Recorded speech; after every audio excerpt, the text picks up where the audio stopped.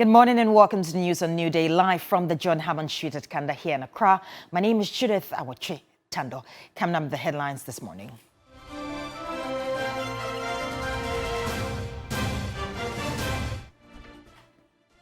Police arrests 4 persons in connection with the Ablekuma fan milk bullion van robbery.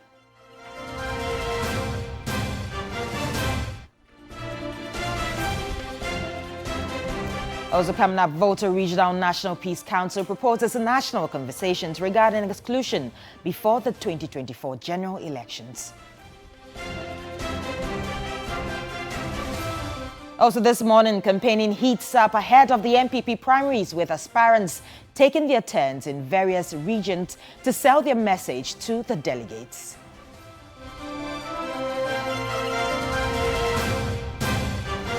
Civil society organizations are proposing a tenure for the head of the Economic and Organized Crime Office, EOCO.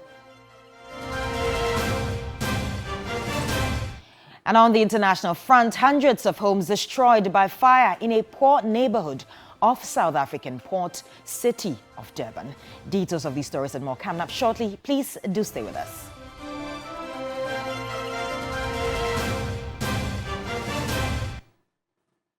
The first story, the police have so far arrested 4 people of interest in connection with the Ablekuma bullion van robbery. Now, one of the suspects was reportedly arrested on Saturday, July 15. The 4 suspects are in custody assisting police investigations. Now, release from the police says further details will be communicated in due course. On Thursday, June 22, a police officer was shot and killed at a filling station in Ablekuma, a suburb of Accra, in another bullion van attack. The makeshift cash transit pickup vehicle was at the filling station to collect cash when it was attacked. Since the deadly incidents, the police service has intensified its manhunt for the 4 armed robbers. Let's do some politics now. The MPP National Chairman Stephen Ntim says the party will under no circumstances support the activities of LGBTQ+ in the country. I want to state emphatically, without any fear of equivocation, that the new Patriotic Party that I chair will never support LGBTQ.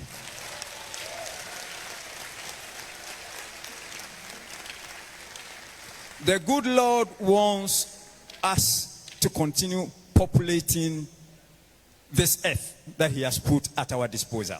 How do we achieve that commandment if we are going to resort to LGBTQ? You ask yourself. Now, still on politics, a flag-bearer aspirant of the governing New Patriotic Party, Kennedy Ejapong, has attacked some people in government for handling the city poorly. Now, addressing some party delegates in the Bono East region, he attributed the predicament to the bad policy choices made by those who call themselves strategists.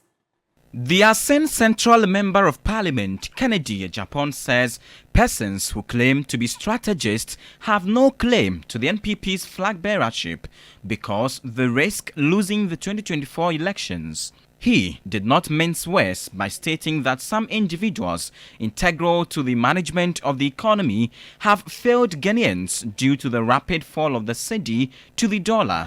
And he just cannot come to terms with how the so-called strategists looked on as the country was plunged into severe hardship that necessitated the IMF deal. I'm sorry, we are strategists. Strategists, any baby I know. It is only Ghana and I would the economy call IMF also a strategist. They go about claiming to be strategists. Ghana is the only place that those who take the country to IMF claim to be strategists. Not dollar 4 cities, and that dollar 12 cities. We are strategists. Excuse me. While lamenting the high rate of unemployment in the country, Kennedy Ejapong recounts how the cedi depreciation cost him financial losses last year. He took some unnamed persons in his own party to the cleaners, describing them as people who have no shame.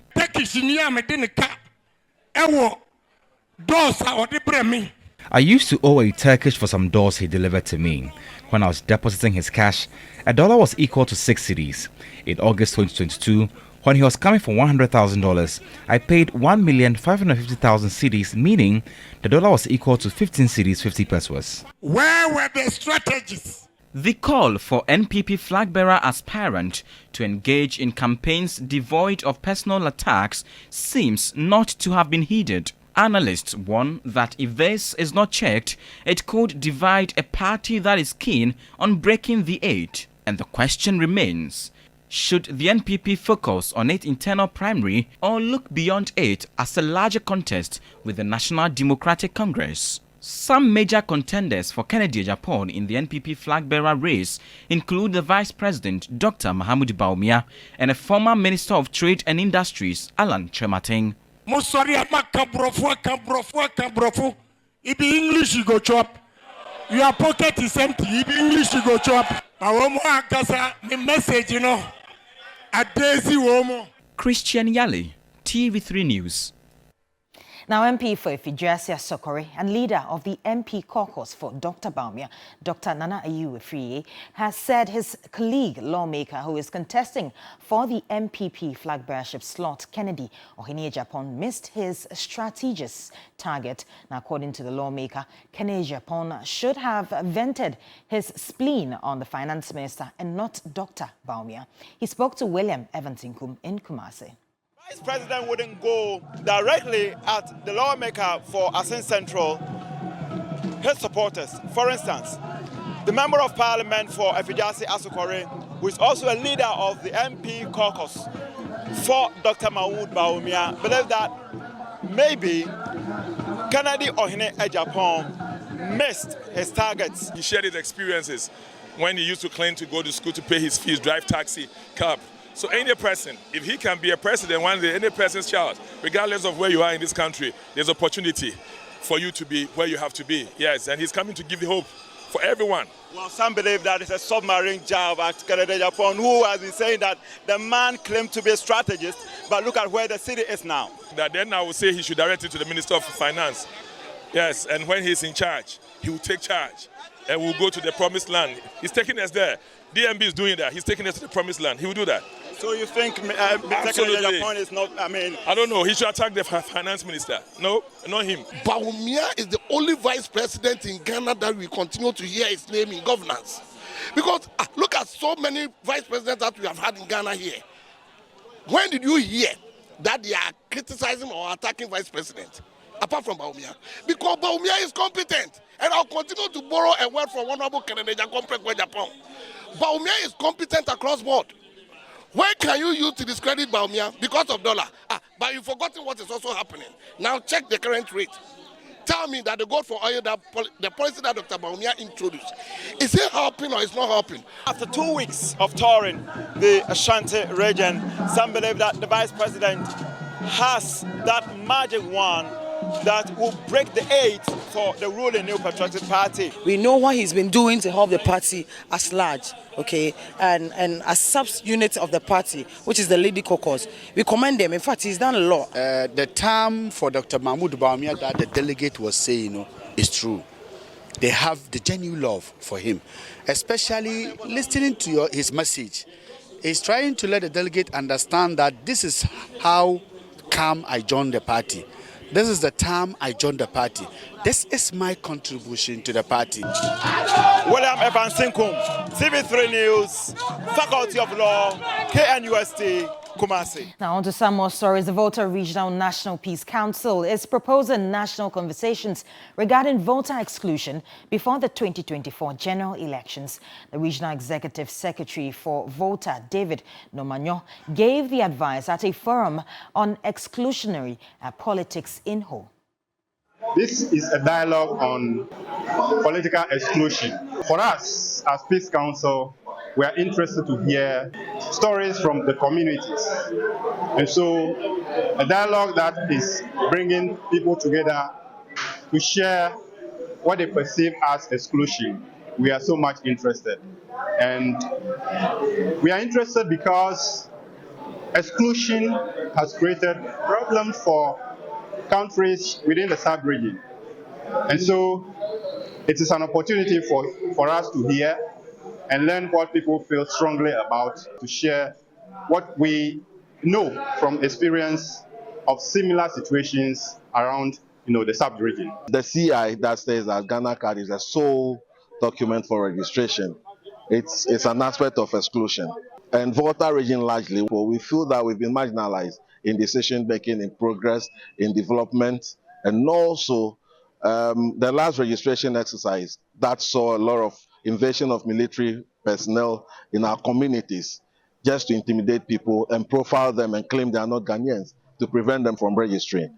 In 2014, ECOWAS came out in Abuja, decided to promulgate a biometric travel certificate called the ECOWAS card that was supposed to be now used as a travel document within the sub-region. How then did the ECOWAS travel certificate or biometric certificate become our national ID?